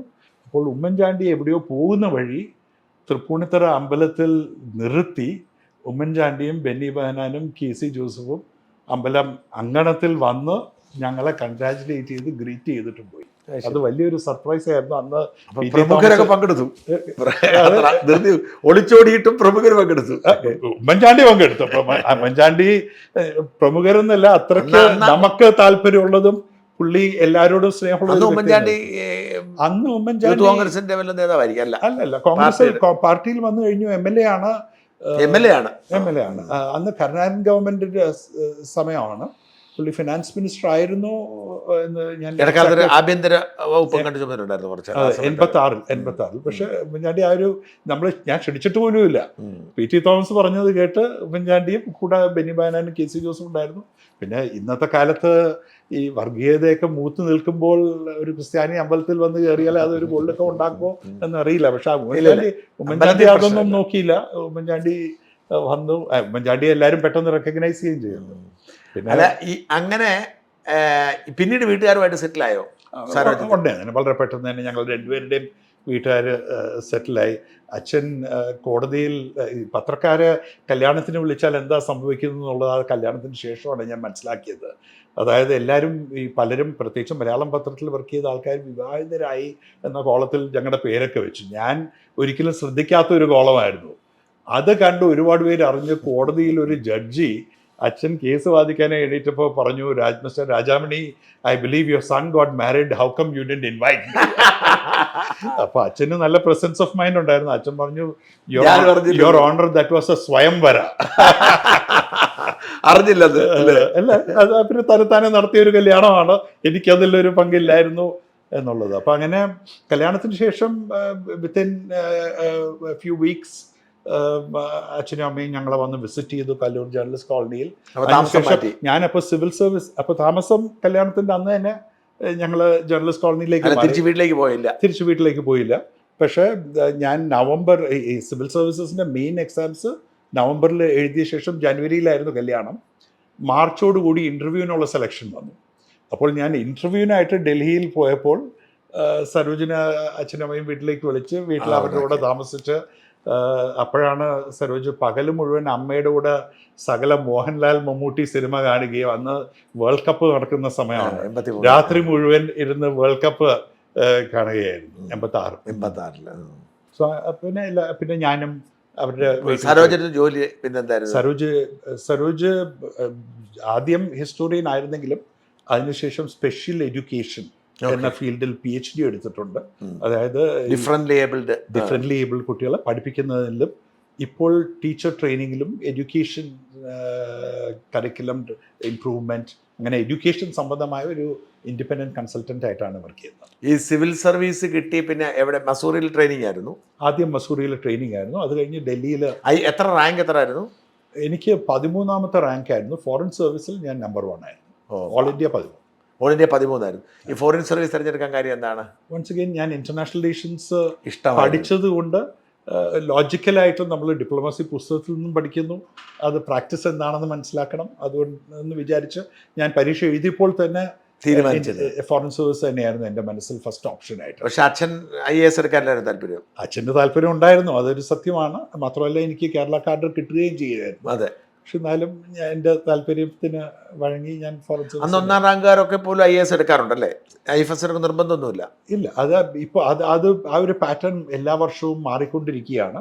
പക്ഷെ ഒരു ആദ്യത്തെ ഒരു 100-150 IASഉം IFSഉം എല്ലാം വരും, രണ്ടും വരും. അത് കഴിഞ്ഞിട്ടാണ് IPS വരുന്നത്. അത് ഓരോരുത്തരുടെ പ്രിഫറൻസ് അനുസരിച്ച് ചിലർ IAS പ്രിഫർ ചെയ്യുന്നു, ചിലർ ഫോറിൻ സർവീസ് പ്രിഫർ ചെയ്യുന്നു. അങ്ങനെ വരുന്നത്. ഒരു 1ാം റാങ്ക് കിട്ടിയാൽ ഒരുപക്ഷെ IAS എടുക്കുന്നവരുണ്ടാവാം. അതെ അതെ. ഇപ്പോൾ ഈ അടുത്ത കാലത്തെല്ലാം അതാണ് പ്രവണത. IASനാണ് കൂടുതൽ, കാരണം നാട്ടിൽ കഴിയാൻ പറ്റുന്നത് കൊണ്ടല്ലേ. പിന്നെ എവിടെ ആദ്യത്തെ അപ്പോയിൻമെന്റ്? സോ ട്രെയിനിങ് ഏകദേശം 1 വർഷത്തെ ട്രെയിനിങ് ഇന്ത്യയിലുണ്ടായിരുന്നു. 86 ജോയിൻ ചെയ്ത ശേഷം. അതിനുശേഷം ഫോറിൻ സർവീസിൽ ചേർന്ന് കഴിഞ്ഞാൽ ആദ്യം നമ്മളോട് ആവശ്യപ്പെടുന്നത് ഒരു വിദേശ ഭാഷയിൽ സ്പെഷ്യലൈസ് ചെയ്യുക എന്നുള്ളതാണ്. അത് ഇംഗ്ലീഷ് വിദേശ ഭാഷയായിട്ടല്ല കൗണ്ട് ചെയ്യുന്നത്, ഇന്ത്യൻ ഭാഷയായിട്ട്. അപ്പൊ ഇംഗ്ലീഷ് അറിയാം, തമിഴ് അറിയാം, മലയാളം അറിയാം, ഹിന്ദി അറിയാവോ? ഹിന്ദി നന്നായിട്ട്. ആ സമയത്ത് ഹിന്ദി അറിയാം. ജാനിയിലൊക്കെ പഠിച്ചാണല്ലോ. മാത്രമല്ല ഞാൻ ഇവിടെയും സ്കൂളിലും കോളേജിലും എല്ലാം ഹിന്ദി പഠിച്ചിട്ടുണ്ട്. അപ്പോൾ ഹിന്ദി നന്നായിട്ട് അറിയായിരുന്നു. തമിഴ് പാരമ്പര്യമായിട്ട് ഫാമിലിയിൽ നിന്ന് കിട്ടിക്കാണ് കുറച്ച്. അതെ, പക്ഷെ അത് വളരെ മോശമായ തമിഴാണ്. സത്യം പറഞ്ഞാൽ ഇതൊരു അവിയൽ തമിഴ് എന്ന് പറയുന്ന പോലെ, അല്ലെങ്കിൽ പാലക്കാട്, തിരുവനന്തപുരം മലയാളം കലർന്ന തമിഴാണ്. മലയാളമാണ് എനിക്ക് കൂടുതൽ വശം. തമിഴ് ഇപ്പോഴും എനിക്ക് എന്താണ് പറഞ്ഞ ശീലം ഇല്ല. വീട്ടിൽ സംസാരിച്ചിട്ടുള്ള ഒരു തമിഴാണ്. സ്കൂളിൽ അല്പം ഫ്രഞ്ചും പഠിച്ചിട്ടുണ്ട്. തിരുവനന്തപുരത്ത് പ്രത്യേകിച്ച് പഠിച്ചിരുന്ന ഞാൻ ഫ്രഞ്ചും പഠിച്ചിട്ടുണ്ട്. അതിന് അങ്ങനെ അവിടെ തിരുവനന്തപുരത്ത് പഠിപ്പിക്കുമായിരുന്നു. സെന്റ് ജോസഫ് സ്കൂളിൽ ഫ്രഞ്ച് അന്നുണ്ടായിരുന്നു. അപ്പോൾ അന്നത്തെ കാലഘട്ടത്തിൽ എൻ്റെ സിസ്റ്ററാണ് എന്നെ അഡ്മിഷൻ കൊണ്ടുപോയത്. അച്ഛനൊക്കെ വളരെ ബിസിയായിരുന്നു. അപ്പോൾ ചേച്ചിക്ക് ഫ്രഞ്ച് പഠിക്കുന്ന നല്ല കാര്യമാണെന്ന് പറഞ്ഞ് നമ്മളെ ഫ്രഞ്ചിന് അഡ്മിറ്റ് ചെയ്തു. എന്നിട്ടോ ഈ ഫോറിൻ ലാംഗ്വേജ് അപ്പോൾ ഞാൻ ആദ്യം വിചാരിച്ചിരുന്നത് ഇംഗ്ലീഷ് അറിയാം, അല്പം ഫ്രഞ്ച് അറിയാം, സ്പാനിഷ് കൂടെ എടുത്താൽ നമുക്ക് ഈ 3 ഭാഷകൾ കൊണ്ട് ലോകം കീഴടക്കാമെന്നുള്ളതാണ്. പക്ഷെ ഞാൻ ജോയിൻ ചെയ്യുന്നതിൻ്റെ തലേ ദിവസം എന്തോ ഒരു ഭാഗ്യവശാൽ ഞാൻ വളരെ പ്രസിദ്ധനായ മലയാളിയായ മുൻ നയതന്ത്ര പ്രതിനിധി AK ദാമോദരനെ കണ്ടു. അപ്പോൾ ദാമോദരൻ സാറിനോട് ഞാനിത് പറഞ്ഞു, അല്ലെങ്കിൽ പുള്ളി എന്നോട് ചോദിച്ചു ഏത് ഭാഷ എടുക്കാൻ പോകുന്നതെന്ന്. അപ്പോൾ ഞാനിത് പറഞ്ഞപ്പോൾ പുള്ളി എന്നോട് പറഞ്ഞു, നിങ്ങൾ വിഡിത്തം കാണിക്കരുത്. ഗവൺമെൻറ് നിങ്ങളൊരു ഭാഷ പഠിക്കാനായി പറഞ്ഞു വിടുമ്പോൾ ഏറ്റവും ബുദ്ധിമുട്ടുള്ള ഒരു ഭാഷ പഠിക്കുക. സ്പാനിഷൊക്കെ ആ ഒരു സ്പാനിഷ് സ്പീക്കിംഗ് കൺട്രിയിൽ പോയാൽ പെട്ടെന്ന് പഠിച്ചെടുക്കാൻ സാധിക്കും. ഏറ്റവും ബുദ്ധിമുട്ടുള്ള ഒന്നുകിൽ ചൈനീസ്, അല്ലെങ്കിൽ റഷ്യൻ, അല്ലെങ്കിൽ ജാപ്പനീസ്, അല്ലെങ്കിൽ മിനിമം അറബിക്. ഇതിലേതെങ്കിലും ഒരു ഭാഷയിൽ നിന്ന് ഒരെണ്ണം തിരഞ്ഞെടുക്കൂ എന്ന് പറഞ്ഞു. അപ്പോൾ അത് പറഞ്ഞപ്പോൾ എനിക്ക് ഉടനെ സ്ട്രൈക്ക് ചെയ്തു, ഏറ്റവും പ്രധാനപ്പെട്ട ഭാഷ എന്നും ഇന്ത്യക്ക് ചൈനീസാണ്. നമ്മുടെ ഏറ്റവും വലിയ നെയ്ബർ ചൈനയാണ്. അതുകൊണ്ട് ചൈനീസ് ഭാഷയിൽ തന്നെ സ്പെഷ്യലൈസ് ചെയ്യാവുന്ന തീരുമാനം എടുക്കുകയും അന്ന് ഞാൻ ഫോറിൻ സർവീസിൽ ടോപ്പർ ആയതുകൊണ്ട് ഞാൻ അതും ഒരു ചോയ്സ് പോലെയാണ്. ഗവൺമെൻറ് ഇന്ന ഭാഷകൾ ആണ് ഇത്തവണ ഞങ്ങൾ ആൾക്കാരെ വിടുന്നത്, ആർക്കെന്ത് താല്പര്യമുണ്ടെന്ന് ചോദിക്കും. അപ്പോൾ ഞാൻ ഫസ്റ്റ് ചോയ്സ് ആയിട്ട് തന്നെ ചൈനീസ് ചോദിച്ചു, എനിക്കത് കിട്ടി. അപ്പോൾ പഠിക്കാൻ വേണ്ടിയിട്ട് അവർ തന്നെ ഹോങ്കോങ്ങിലേക്ക് വിട്ടു. അത് ഡ്യൂട്ടി ആയിട്ട് കരുതും. അതെ, പഠിച്ചാൽ മതി. നമുക്ക് ഫുൾ ടൈം യൂണിവേഴ്സിറ്റിയിലാണ്, പക്ഷെ നമ്മൾ പോകുന്ന ഒരു ഡിപ്ലോമാറ്റ് തന്നെയാണ്. ശരി. നമുക്ക് ആ എംബസിയോട് അറ്റാച്ച് ചെയ്താണ് വിടുന്നത്. എംബസിയോട് അറ്റാച്ച് ചെയ്യണം. അവരുടെ third secretary language training okay എന്നൊരു ഡെസിഗ്നേഷനോട് കൂടിയാണ് പോകുന്നത്. നമുക്ക് ഡിപ്ലോമാറ്റിക് പാസ്പോർട്ട് മറ്റ് എല്ലാ ആനുകൂല്യങ്ങളും ഉണ്ട്. പക്ഷേ ഫുൾ ടൈം ആയിട്ട് യൂണിവേഴ്സിറ്റി പഠിക്കുകയും പിന്നെ ഇടയ്ക്ക് അവിടുത്തെ ഇന്ത്യൻ മിഷന് എന്തെങ്കിലും ആവശ്യമുണ്ടെങ്കിൽ നമ്മൾ വിളിക്കാം, നമുക്ക് അവരെ സഹായിക്കാം. അല്ലെങ്കിൽ സിംഗപ്പൂരിൽ അതിനുള്ള സ്കോപ്പ് ഉണ്ടായിരുന്നു. ഹോങ്കോങ്ങിൽ യഥാർത്ഥത്തിൽ ഹോങ്കോങ് അല്ല ഒരു ഐഡിയൽ പ്ലേസ്. ചൈനീസ് ഭാഷ പഠിക്കണമെങ്കിൽ ചൈനയിൽ തന്നെ പോകണമെന്നായിരുന്നു. എന്നാൽ ഒരു 60കൾ ആദ്യ കാലഘട്ടത്തിൽ ഇന്ത്യൻ ഫോറിൻ സർവീസിൻ്റെ കുറേയധികം ഇന്ത്യയും ചൈന ബന്ധങ്ങൾ വഷളാകുന്നതിന് മുമ്പ് നട്വർ സിംഗ് പോലുള്ള ഡിപ്ലോമാറ്റ്സ് ഒക്കെ ബീജിങ്ങിൽ പോയി ചൈനീസ് ഭാഷ പഠിച്ചിട്ടുണ്ട്. ഇന്ത്യ ചൈന ബന്ധങ്ങൾ വഷളായ ശേഷം അവരെല്ലാം ഹോങ്കോങ്ങിലേക്കാണ് വിട്ടത്. ഹോങ്കോങ്ങിനേക്കാൾ നല്ല സ്ഥലം തൈവാനാണ്. പല പാശ്ചാത്യ രാജ്യങ്ങളിലും അവരുടെ ഡിപ്ലോമാറ്റ്സിന് തൈവാനിൽ വിട്ടാണ് ഭാഷ പഠിപ്പിക്കുന്നത്. പക്ഷേ ഇന്ത്യക്കും തൈവാനും തമ്മിൽ ഒട്ടും ബന്ധവുമില്ലായിരുന്നു. അന്നും ഇന്നും നമ്മൾ തൈവാനെ ഒന്ന് അകറ്റി നിർത്തുന്ന ഒരു പ്രവണത. ഇപ്പോൾ ചൈനയുമായിട്ട് ബന്ധങ്ങൾ വീണ്ടും വഷളായപ്പോൾ ഇന്ത്യൻ ഡിപ്ലോമാറ്റ്സ്. പക്ഷേ യൂറോപ്പിനെ അമേരിക്കയ്ക്ക് എപ്പോഴും തായ്വാനുമായിട്ടായിരുന്നു കൂടുതൽ. തീർച്ചയായും അമേരിക്ക പ്രത്യേകിച്ചും. അമേരിക്കയാണ് അവരുടെ ഏറ്റവും വലിയൊരു സപ്പോർട്ട്. അപ്പം അതുകൊണ്ട് ഇന്ത്യൻ ഡിപ്ലോമാറ്റ്സ് ഒരു 60കളിൽ നിന്നും ഹോങ്കോങ്ങിൽ പോയാണ് ചൈനീസ് ഭാഷ പഠിക്കുന്നത്. അപ്പോൾ അതിൻ്റെ ഒരു തുടർച്ചയായിട്ട് ഞാൻ അതിനുശേഷം ഒരു 2000 അടുപ്പിച്ച് ബെയ്ജിങ്ങിൽ പോസ്റ്റഡ് ആയിരുന്നപ്പോൾ ഞാൻ അറേഞ്ച് ചെയ്ത് വീണ്ടും ഇന്ത്യൻ ഡിപ്ലോമാറ്റ്സ് ബെയ്ജിങ്ങിൽ വന്ന് പഠിക്കാൻ തുടങ്ങി. പക്ഷേ ഞാൻ പഠിച്ചത് ഹോങ്കോങ്ങിലാണ്, യൂണിവേഴ്സിറ്റി ഓഫ് ഹോങ്കോങ്ങിൽ. ഒരു കൊല്ലം കൊണ്ട് നന്നായി പഠിച്ചോ? 2 വർഷം. ചൈനീസ് ബാക്കി എല്ലാ ഭാഷകൾക്കും പഠിക്കാൻ 1 വർഷം ഉണ്ടെങ്കിൽ ചൈനീസ് ഭാഷ പഠിക്കാൻ വേണ്ടി മാത്രം 2 വർഷം വേണ്ടി വരും. ആൻഡ് ചൈനീസ് ആണ് ഒരു ഇന്ത്യക്കാരന് പഠിക്കാൻ ഏറ്റവും ബുദ്ധിമുട്ടുള്ള ലാംഗ്വേജ്. അത് എഴുത്തും വായനയാണെങ്കിലും സ്പോക്കൺ ആണെങ്കിലും നന്നായി പഠിച്ചു. നന്നായി പഠിച്ചു. ഞാൻ 1989 തിയാനൻമെൻ സ്ക്വയർ സംഭവം ഉണ്ടായപ്പോൾ ഞാൻ ഹോങ്കോങ്ങിലായിരുന്നു. അതിനുശേഷം ഹോങ്കോങ്ങിൽ ഫോറിനേഴ്സ് സ്പീക്കിംഗ് ചൈനീസ് എന്ന് പറഞ്ഞ ഒരു കോമ്പറ്റീഷൻ ഉണ്ടായിരുന്നു. അവിടുത്തെ ഒരു ലോക്കൽ റേഡിയോ സ്റ്റേഷനും TV സ്റ്റേഷനും കൂടെ നടത്തിയതാണ്. അതിൽ പങ്കെടുത്ത് തിയാനൻമെൻ സ്ക്വയർ സംഭവത്തെക്കുറിച്ച് വിദ്യാർത്ഥികൾ എങ്ങനെ ധീരരായി ചൈനീസ് ഗവൺമെൻറ്റിനെ നേരിട്ടു എന്ന വിഷയത്തെക്കുറിച്ച് സംസാരിച്ച് ഫസ്റ്റ് പ്രൈസ് നേടുകയും ചെയ്തു. അവർ അന്ന് ചൈനയ്ക്കെതിരാണോ? ഹോങ്കോങ് അന്നും ബ്രിട്ടീഷ് കോളനിയാണ്. അതെ. അപ്പം അന്ന് ധൈര്യമായിട്ട് പറയാം. അതെ, അന്ന് ധൈര്യമായിട്ട് പറയാം. മാത്രമല്ല ഹോങ്കോങ്ങിൽ വലിയ ഒരു പൊട്ടിത്തെറിയായി ഉണ്ടായിരുന്നു, അല്ലെങ്കിൽ വലിയ വികാരം ഹോങ്കോങ് ജനങ്ങളുടെ ഇടയിൽ ചൈനയിലെ വിദ്യാർത്ഥികൾക്ക് അനുകൂലമായി. ചൈനീസ് ഗവൺമെന്റിനെതിരെ പ്രതിഷേധിക്കുന്ന വിദ്യാർത്ഥികൾക്ക് അനുകൂലമായി വലിയൊരു സെന്റിമെന്റ് ഉണ്ടായിരുന്നു. അവിടുത്തെ ടെലിവിഷൻ ചാനൽസൊക്കെ 24/7 ബാക്കി എല്ലാ പ്രോഗ്രാമും മാറ്റിവെച്ച് തിയാനൻമെൻ സ്ക്വയറിൽ എന്ത് നടക്കുന്നു എന്നുള്ളത് മാത്രം കാണിക്കുക. പിന്നെ എവിടെയായിരുന്നു ആദ്യ നിയമനം? സോ ഹോങ്കോങ്ങിൽ മൊത്തം 2 വർഷം യൂണിവേഴ്സിറ്റി പഠനവും അതിനുശേഷം ഏകദേശം 1 വർഷം അവിടുത്തെ അന്ന് ഇന്ത്യൻ കമ്മീഷൻ എന്നാണ് പറഞ്ഞെന്ന് വർക്ക് ചെയ്തു. അതിനുശേഷം ബെയ്ജിങ്ങിൽ 3 വർഷം സെക്കൻഡ് സെക്രട്ടറിയും ഫസ്റ്റ് സെക്രട്ടറി ആയിട്ട്. ഈ ബീജിംഗ് എതിരായ നിലപാടായിരുന്നല്ലോ ഹോങ്കോങ്ങിൽ എടുത്തിരുന്നത്. എന്നിട്ട് ബീജിങ്ങിലേക്ക് പോകുമ്പോൾ അത് പ്രശ്നമായില്ലേ? ഇല്ല, അത് ഒരു ഇഷ്യൂ ആയിരുന്നില്ല. നമ്മളൊരു പ്രസംഗം, ഒരു കോമ്പറ്റീഷൻ അത്ര ഉള്ളല്ലോ അല്ലേ. ചൈന വലിയ രാജ്യമല്ലേ. ബട്ട് ചൈനയിൽ ചെന്ന് എനിക്ക് ഏറ്റവും സന്തോഷം ഉണ്ടാക്കിയ ഒരു കാര്യം, നമ്മൾ ചൈനയെ അറിയുന്നില്ല എന്നുള്ളതാണ്. എൻ്റെ ഉത്തരവാദിത്വം ചൈനയിൽ കൾച്ചറായിരുന്നു, എഡ്യൂക്കേഷനായിരുന്നു, ഇൻഫർമേഷനായിരുന്നു. അപ്പോൾ ഈ 1988 ഞാൻ ചൈനയിൽ പോയത് 1990-ലാണ്. അപ്പോൾ 1988 രാജീവ് ഗാന്ധിയുടെ ഒരു ഹിസ്റ്റോറിക് വിസിറ്റ് ഉണ്ട് ചൈനയിലേക്ക്. അപ്പോൾ അതുവരെ നമ്മുടെ റിലേഷൻസ് ഫ്രോസണായിട്ട് നിൽക്കുകയും ആ 88 വിസിറ്റിലാണ് തീരുമാനിച്ചത് നമ്മൾ ഈ മറ്റ് സാംസ്കാരിക സാമ്പത്തിക ബന്ധങ്ങളിലുള്ള ബന്ധങ്ങൾ രംഗങ്ങളിലുള്ള ബന്ധങ്ങൾ നമ്മൾ വളർത്തും. അന്ന് പവർഫുള്ളായി ഔദ്യോഗിക സ്ഥാനമില്ല, എന്നാൽ ഏറ്റവും പവർഫുൾ ലീഡർ പുള്ളി തന്നെയാണ്. അപ്പോൾ രാജീവ് ഗാന്ധിയുടെ വിസിറ്റിന് ശേഷം പെട്ടെന്ന് വലിയൊരു ഓപ്പണിംഗ് ഉണ്ടായി 2 രാജ്യങ്ങളും തമ്മിലുള്ള റിലേഷൻഷിപ്പ്. അപ്പോൾ ഇന്ത്യക്ക് ഇല്ലാത്ത ഒരുപാട് പുതിയ അല്ലെങ്കിൽ പഴയ കോൺടാക്ട്സ് നമുക്ക് പുതുക്കാനുള്ളൊരു അവസരമായിരുന്നു. അപ്പോൾ എൻ്റെ ഒരു ഉത്തരവാദിത്വം എന്ന് പറയുന്നത്, അന്ന് സെക്കൻഡ് സെക്രട്ടറി ആണോ? അന്ന് സെക്കൻഡ് സെക്രട്ടറി, ഏറ്റവും ജൂനിയർ ഓഫീസറായിരുന്നു എംബസിയിൽ.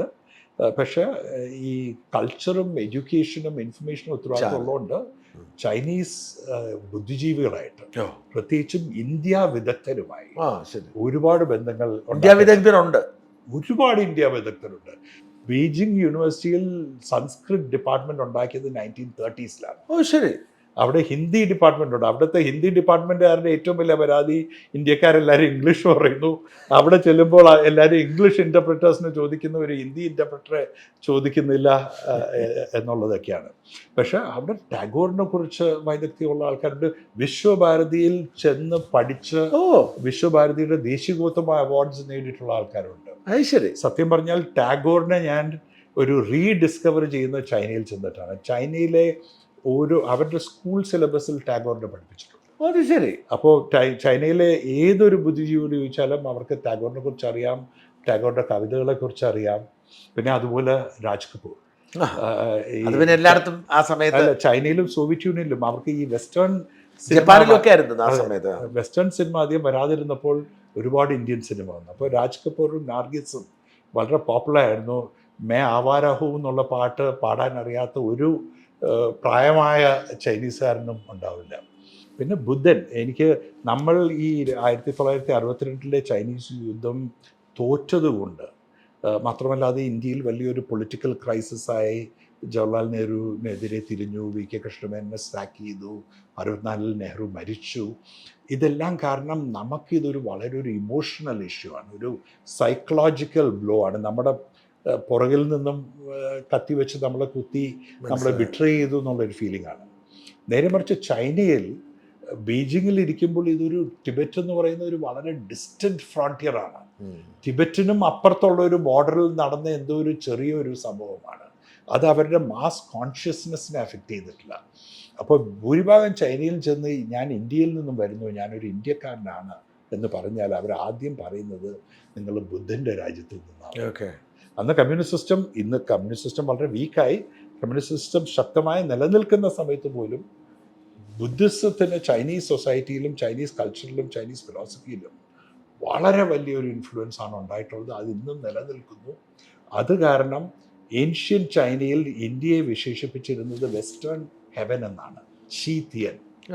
ബുദ്ധൻ ജനിച്ച രാജ്യവും ചൈനയുടെ വെസ്റ്റിൽ കിടക്കുന്ന രാജ്യവുമായ ഇന്ത്യക്ക് ഷീതിയൻ എന്നായിരുന്നു പേര്. അതുകൊണ്ട് ബുദ്ധൻ്റെ രാജ്യമായിട്ടാണ് ഇന്ത്യയെയും ഇന്ത്യക്കാരെയും കാണുന്നത്. ഇതിനേക്കാൾ നല്ലൊരു അസോസിയേഷൻ നമുക്ക് വേറൊരു ലോകത്തെ വേറൊരു സ്നേഹം ഇപ്പോഴും ഉണ്ട് അവർക്ക്. അവരുടെ ഓൾഡർ ജനറേഷനിൽ ഉണ്ട്. പക്ഷെ യങ്ങർ ജനറേഷൻ എന്ന് പറയുന്നത് ചൈനയും കഴിഞ്ഞ 30 വർഷത്തിൽ ഒരുപാട് മാറ്റങ്ങൾ കണ്ട ഒരു രാജ്യമാണ്. ഒരുപാട് വികസനം നേടിയെടുത്തൊരു രാജ്യമാണ്. പിന്നെ പാശ്ചാത്യ രാജ്യങ്ങളുമായി ഒരു ബന്ധവും ഇല്ലാത്തപ്പോഴാണ് ഇന്ത്യക്ക് ഒരുപാട് പ്രാധാന്യം ഉണ്ടായിരുന്നത്. ഇപ്പോൾ പാശ്ചാത്യ രാജ്യങ്ങളുമായി ഒരുപാട് ബന്ധങ്ങളുണ്ട്. അവർ തന്നെ പാശ്ചാത്യ രാജ്യമായല്ലോ. ഒരു അമേരിക്കയാൾ വലിയ വികസന പദ്ധതികൾ അവർക്കുണ്ടല്ലോ. പക്ഷെ അവരുടെ ആ ഒരു കൾച്ചറലും തിങ്കിങ്ങും എല്ലാം ആ ഒരു പാശ്ചാത്യ ചിന്താഗതി വളരെ നേരത്തെ തന്നെ വന്നിട്ടുണ്ട്. സോവിയറ്റ് യൂണിയനായിട്ടുള്ള അടുപ്പമുള്ള കാലഘട്ടത്തിൽ പോലും ആ പാശ്ചാത്യ ഇൻഫ്ലുവൻസ് ഉണ്ട്. ഒരു ചെറിയൊരു ഉദാഹരണത്തിന്, ചവൻലായ് ഇന്ത്യ സന്ദർശിച്ച് ഞാൻ അവിടുത്തെ എംബസിയിൽ വീഡിയോസൊക്കെ ഉണ്ടായിരുന്നു, അതെല്ലാം കണ്ടിട്ടുണ്ട്. ഇന്ത്യ സന്ദർശിച്ചപ്പോൾ നമ്മളെല്ലാവരും ഡൽഹിയിലെ റോഡിലൊക്കെ നിന്ന് ഹിന്ദി ചിനി ബായ് ബായ് എന്നൊക്കെ സെലിബ്രേറ്റ് ചെയ്തു. നെഹ്റു ചൈന സന്ദർശിച്ചപ്പോൾ നെഹ്റുവിൻ്റെ ഓണറിൽ ഓർഗനൈസ് ചെയ്തത് ബോൾ റൂം ഡാൻസാണ്, ചൈനീസ് വ്യക്തികൾ. അപ്പോൾ ബോൾ റൂം ഡാൻസിങ് ഇന്നും അവിടെ വളരെ പോപ്പുലറാണ്. ബാൻഡ് മ്യൂസിക് വളരെ പോപ്പുലറാണ്. വെസ്റ്റേൺ മ്യൂസിക്കും വെസ്റ്റേൺ ഡാൻസും വളരെ പോപ്പുലറാണ്. ഇതൊന്നും ഇന്ത്യയിൽ നമ്മുടെ സംസ്കാരം മാത്രമാണ് ശക്തമായി നിലനിന്നിട്ടുള്ളൂ. ഈ ഇൻഫ്ലുവൻസസ് വന്നിട്ടുണ്ടെങ്കിൽ അത് ചെറിയ പോക്കറ്റ്സിൽ മാത്രമേ നമുക്ക് കാണുവാൻ സാധിക്കുള്ളൂ. അതുകൊണ്ട് ചൈനയുടെ ആ ഒരു വെസ്റ്റേണൈസേഷൻ പ്രക്രിയ അവരുടെ സ്വാതന്ത്ര്യത്തിന് മുമ്പേ തുടങ്ങിയതാണ്, കമ്മ്യൂണിസത്തിന് മുമ്പേ തുടങ്ങിയിട്ടുള്ളത്. അതുകൊണ്ടായിരിക്കും ഒരു വേഗത്തിൽ സ്വയം നന്നായത്. ഈ നഷ്ടപ്പെട്ട സോവിയറ്റ് യൂണിയന് പറ്റിയത് പറ്റാതിരിക്കാൻ വേണ്ടിയിട്ടായിരിക്കും അവർ പെട്ടെന്ന് ഇതിനങ്ങ് അഡാപ്റ്റ് ചെയ്തല്ലോ, ഈ സിസ്റ്റത്തെ അങ്ങ് അഡാപ്റ്റ് ചെയ്തല്ലോ. ഈ പൊളിറ്റിക്കൽ ഒഴികെ എക്കണോമിക്കൽ മേഖലയിൽ അവർ വെസ്റ്റേൺ അതേപടി അങ്ങ് ചെയ്തത്. അല്ല, അതിന് ഒരുപാട് തിയറീസ് ഉണ്ട്. ഇതെല്ലാം ചൈനീസ് സ്കോളേഴ്സിൻ്റെ ഇടയിൽ നടക്കുന്ന വലിയ ചർച്ചയാണ്. സോവിയറ്റ് യൂണിയന് ഒരിക്കലും ഒരു മോഡേൺ ബിസിനസ് കൾച്ചർ, ഒരു ആന്ത്രപ്രനോറിയൽ കൾച്ചർ ഉണ്ടായിരുന്നില്ല. കമ്മ്യൂണിസ്റ്റ് വിപ്ലവത്തിന് മുമ്പ് അതൊരു ഫ്യൂഡൽ സാറ് ഭരിച്ചിരുന്ന ഒരു സാമ്പത്തിക സമ്പദ്ഘടനയായിരുന്നു, പൊളിറ്റിക്കൽ സിസ്റ്റമായിരുന്നു. ചൈന നേരെ മറിച്ച് പരമ്പരാഗത ഷാങ്ഹായ് ഏഷ്യയിൽ തന്നെ ഏറ്റവും വലിയ നഗരമായിരുന്നു.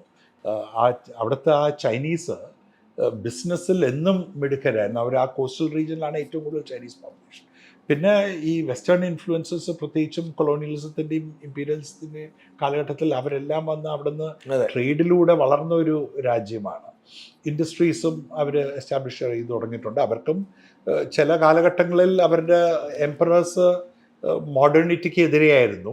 പക്ഷെ എങ്കിലും അവർക്ക് ഈ ക്യാപിറ്റലിസത്തിൽ സോവിയറ്റ് യൂണിയനേക്കാൾ റഷ്യയേക്കാൾ വലിയൊരു ബാക്ക്ഗ്രൗണ്ട് കമ്മ്യൂണിസം വരുന്നതിന് മുമ്പേ ഉണ്ടായിരുന്നു. അപ്പോൾ കമ്മ്യൂണിസം വന്നപ്പോൾ അത് മാറ്റിമറിച്ചു. പക്ഷേ ആ ഒരു സ്ട്രിക്റ്റ് കമ്മ്യൂണിസം മാറി തൻസിയോപ്പിൻ്റെ റിഫോംസൊക്കെ വന്നതോടുകൂടി വീണ്ടും ആ ഒരു ആന്ത്രപ്രനോറിയൽ എനർജീസിനെ അൺലീഷ് ചെയ്യാനായിട്ട് വളരെ പെട്ടെന്ന് അവർക്ക് സാധിച്ചു. അത് പക്ഷേ എങ്കിലും അധികാര മേഖലയിൽ അവർ ഒരിക്കലും പുറകോട്ട് വന്നിട്ടില്ല. അവർ ആ ഒരു അതെ, അതപ്പോൾ അവർ സോവിയറ്റ് യൂണിയനിൽ നിന്നും സോവിയറ്റ് യൂണിയൻ്റെ തകർച്ചയിൽ നിന്നും പഠിച്ച പാഠം സോവിയറ്റ് യൂണിയനിൽ ഗ്ലാസ്നോസ്റ്റും പെരസ്ട്രോയിക്കയും ഉണ്ടായിരുന്നു. പെരസ്ട്രോയിക്ക എന്ന് പറയുന്നത് ഇക്കണോമിക് റിഫോംസും ഗ്ലാസ്നോസ്റ്റ് എന്ന് പറയുന്നത് ഓപ്പോണൻസ്. അപ്പോൾ ഗ്ലാസ്നോസ്റ്റ് പാടില്ല, പെരസ്ട്രോയിക്ക നമുക്ക് ചെയ്യാം. സോ ഇക്കണോമിക് റിഫോംസും ഇക്കണോമിക് റീസ്ട്രക്ചറിങ്ങും അവർ വളരെ ശക്തമായി മുന്നോട്ട് കൊണ്ടുപോയി. ക്യാപിറ്റലിസ്റ്റ് പ്രാക്ടീസസിൽ നിന്നും എന്തെല്ലാം ഇക്കോണമിയെ വളർത്തുവാൻ വേണ്ടി നേടുവാൻ സാധിക്കുമോ അതെല്ലാം അവർ സ്വീകരിക്കാൻ തയ്യാറായിരുന്നു. എന്നാൽ പൊളിറ്റിക്കൽ രംഗത്ത് ഒരു കാരണവശാലും കൺട്രോൾ വിടരുത് എന്നുള്ളൊരു പാഠമാണ് സോവിയറ്റ് യൂണിയൻ്റെ തകർച്ചയിൽ നിന്നും അവർ പഠിച്ചിട്ടുള്ളത്. ഇന്നും അത് തന്നെയാണ് അവർ നിലനിർത്തുന്നത്. മാത്രമല്ല അവർക്ക് ഏറ്റവും വലിയൊരു പേടി എന്ന് പറയുന്നത് ഗോർബച്ചേവ് പോലെ പാർട്ടിക്കുള്ളിൽ നിന്നും ആരെങ്കിലും വന്ന് വലിയൊരു വിപ്ലവം സൃഷ്ടിക്കുമോ എന്നുള്ളതാണ്. അപ്പോൾ ഇപ്പോഴും ചൈനയെ ഇന്ന് എങ്ങനെ വിശേഷിപ്പിക്കണം എന്നുള്ളത് വലിയൊരു ചർച്ചയാണ്. ചിലർ വിളിക്കുന്നത് മാർക്കറ്റ് ലെനിനിസം എന്നാണ്. ലെനിനിസം നിലനിൽക്കുന്നു, പക്ഷെ മാർക്കറ്റാണ് ഇക്കണോമിക് ഫോഴ്സസിനെ ഡ്രൈവ് ചെയ്യുന്നത് എന്നുള്ളത്. തായ്വാനെയൊക്കെ ഇവർ പിടിച്ചെടുക്കും, അവരുടെ സ്വന്തമാക്കാനുള്ള നീക്കം നടത്തിക്കൊണ്ടിരിക്കുകയാണല്ലോ ടെക്നിക്കലി ആണെങ്കിലും. അപ്പോൾ തായ്വാൻ എന്ന് പറയുന്ന ഒരു ഗോൾഡൻ ഗൂസാണ്. ആ തായ്വാനെ ഫോഴ്സ് ഉപയോഗിച്ച് പിടിച്ചെടുത്താൽ ആ ഗോൾഡൻ ഗൂസിനെ കൊല്ലുന്നതിന് തുല്യമായിരിക്കും. അപ്പോൾ ചൈന ആഗ്രഹിക്കുന്നത് ഒരു പീസ്ഫുൾ റീയൂണിഫിക്കേഷനാണ്. ആപ്പിൾ അടക്കമുള്ള അമേരിക്കൻ കമ്പനികൾ അവിടെ ഇൻവെസ്റ്റ് ചെയ്യുന്നതാണ് അവരുടെ ഒരു പ്രധാന. അവർ ഇന്ത്യയിലേക്ക് മാറുവാണല്ലോ, അത് ചൈനയെ ബാധിക്കത്തില്ല. പക്ഷേ ഭൂരിഭാഗം കമ്പനികളും ഷിഫ്റ്റ് ചെയ്യുന്നത് വിയറ്റ്നാമിലേക്കാണ്, ഫിലിപ്പീൻസിലേക്കാണ്, ഇന്ത്യയിലേക്ക് വളരെ കുറച്ചേ വന്നിട്ടുള്ളൂ. നമുക്ക് ആഗ്രഹമുണ്ട്. വാസുകിയെ അതേ ജോലി ഏൽപ്പിച്ചു എന്നും പറഞ്ഞ് കണ്ടായിരുന്നു. അപ്പോൾ എന്താണ്, അവർക്ക് ആ ജോലി ആവശ്യമുണ്ട്. എക്സാക്ട്ലി. അപ്പോൾ അത് കണ്ടപ്പോൾ ഞാൻ കരയണോ ചിരിക്കണോ എന്ന് ആലോചിക്കുകയായിരുന്നു. പിന്നെ ഞാൻ ചീഫ് മിനിസ്റ്റർ വിളിച്ചു. അപ്പോൾ ചീഫ് മിനിസ്റ്റർ പറഞ്ഞു, അയ്യോ എനിക്കറിയില്ല, ഞാൻ അന്വേഷിക്കട്ടെ എന്ന്. അദ്ദേഹത്തിന് അറിയത്തില്ല എന്നാണ് എന്നോട് ആദ്യം ഫോണിൽ പറഞ്ഞത്. അപ്പോൾ ഞാൻ പറഞ്ഞു, ചീഫ് മിനിസ്റ്റർ അറിയാതെയാണോ ഈ ഓർഡർ ഇറങ്ങിയിരിക്കുന്നത്? യഥാർത്ഥത്തിൽ എൻ്റെ 80% ടൈമും ഞാൻ കേരള ഗവൺമെൻറ്റിന് വേണ്ടിയാണ് ചിലവാക്കിയത്. എന്നിട്ടും പിന്നെ എന്താണ് പുറത്തു പോരേണ്ടി വന്നൊരു സാഹചര്യം ഉണ്ടായത്?